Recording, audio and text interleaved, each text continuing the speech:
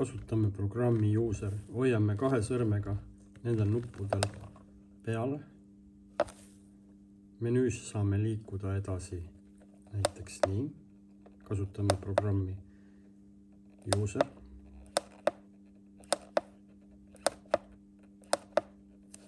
Nii, nüüd vajutame siia ja nüüd saame määrata aja. Teeme selle aktiivseks, valime kellaaja, samamoodi minutitega. Tunnid jäävad samaks. Nüüd liigume menüüs alla sellest nupust. Saame määrata õige kuupäeva.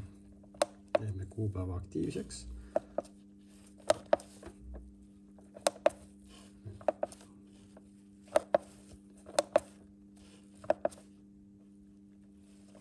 Siin on näited, kuidas saab muuta.